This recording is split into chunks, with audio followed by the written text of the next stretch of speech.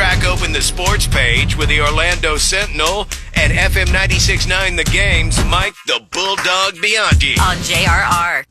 Okay, Bulldog, do we want to get the non-football sports done first, and then we'll jump into Overreaction Football Monday? That work for you? Absolutely. Let's start with my man, Kyle Larson, winning in Vegas over the weekend. He advances, the first driver to advance into the Final Four of NASCAR's playoffs. He edges Christopher Bell to win the race over the weekend. So good for Kyle Larson. He's going to win the championship. I predicted that before the season, so good for him. Fortunately, Max Verstappen not in NASCAR, else he would win the NASCAR. Right, totally. He was just getting rest this weekend to dominate next week. Yeah.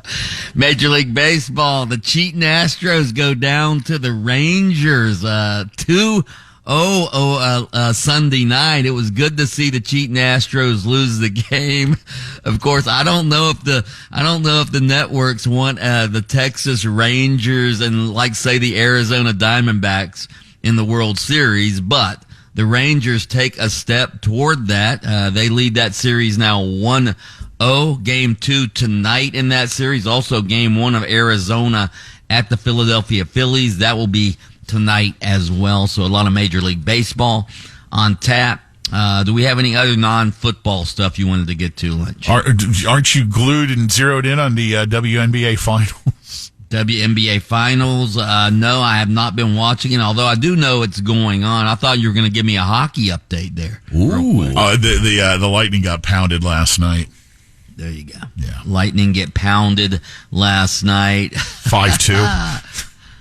Speaking of getting pounded, the Dolphins pound another opponent 42-21. They beat the Carolina Panthers. They were actually down 14-0 in that game. No problem. They score 35 straight points at one juncture. Tua throws 3 touchdown passes. Raheem Mostert runs for over 100 yards. Tyreek Hill, 6 catches. What do you have now? 6 catches, 163 yards. Caught a 41-yard touchdown, grabbed someone's cell phone in the end zone, did a backflip while taking a selfie of 15-yard penalty.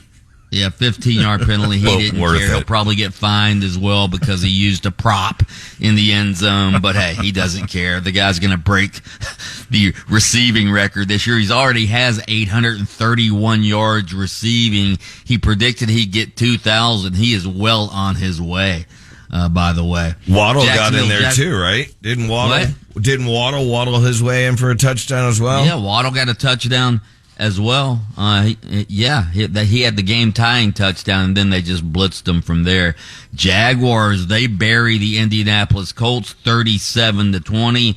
Gardner Minshew didn't look very good in his return to Jacksonville. However, the victory for the Jaguars hampered or dampened by a injury to Trevor Lawrence. We don't know how bad it is, but there's 3 minutes left in the game. Why he was dropping back the pass, I have no idea. The Jaguars were up by 14 at the time. He rolls out, gets sacked, hurts his knee, immediately grabs his knee.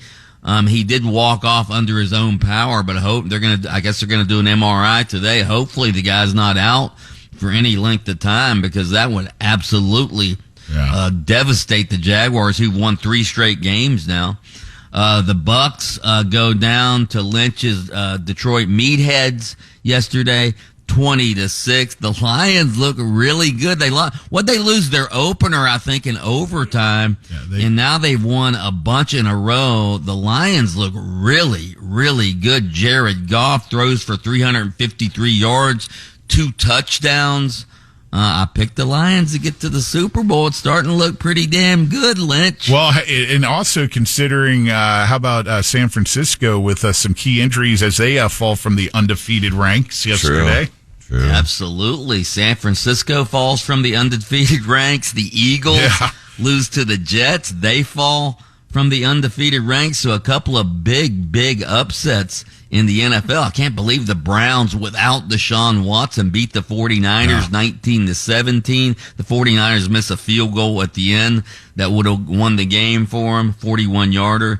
And the Eagles go down to the Jets Jalen Hurts throws 3 picks in that game. The last pick set it up for Breece Hall to score the game-winning touchdown for the Jets. So, yeah. Hey, you got to give the Jets a lot. They're sitting at 3-3, Bulldog. Yeah. They are 3-3, and Aaron Rodgers was actually at the game yesterday throwing passes before the game, so he's already off crutches. Yeah. And he predicts he's going to be back before the season ends. I don't know about that, but, yeah. If there's somebody that could do it, he could do it, you know? And plus, they have a hell of a defense. College football, big win for the Gators on the road. They rally from 10 down in the final 8 minutes of the game. They beat South Carolina. That was a big win for them. They needed a road win.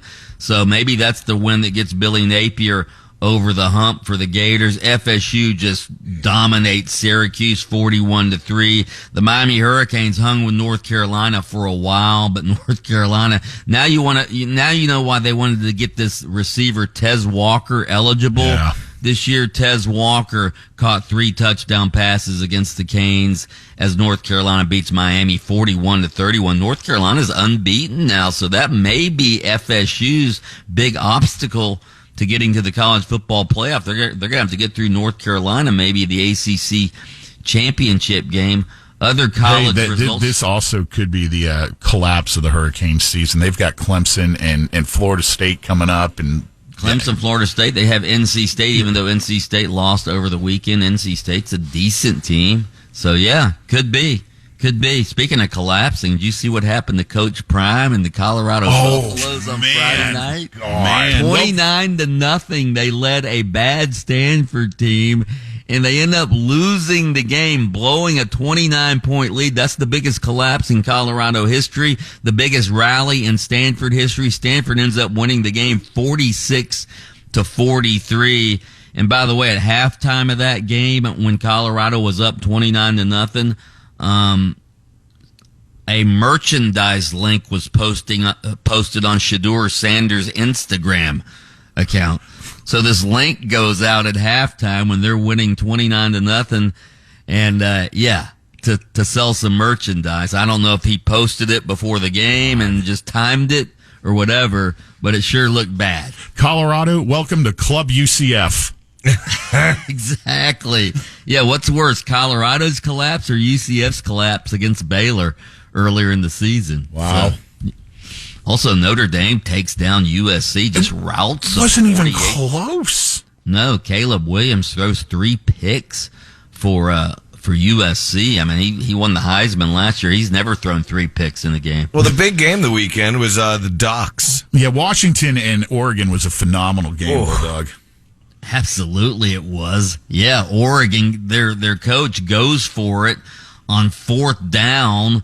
Could have punted the ball and pushed Washington way back, but he chooses to go for it like around midfield. Doesn't get it, and Washington takes the ball down to score the game-winning touchdown. He admitted bad call. Yeah. What do you think? You think bad call? Absolutely. Yeah, you don't want to give Washington a short field. Plus, they needed to score a touchdown. They couldn't score. They had to score a touchdown. They couldn't just kick a field goal. I wasn't. It wasn't as bad, but I was thinking Miami coaching move for a little bit. I was kind of like, this is not a good call. Well, Oregon missed on 3 4th down plays. They missed them all. So, yeah. Not good. All right. Well, obviously, plenty of thoughts and debates and back and forth. And if you want to jump in on more Overreaction Football Monday, you'll find Mike the Bulldog Bianchi on AM 740 and FM 96.9 The Game hosting Open Mic. And you can read his stuff in the Orlando Sentinel, orlandosentinel.com. And he takes us out each morning with his patented Bulldog bark during the sports page here on JRR. Oh. On demand, download the iHeartRadio app.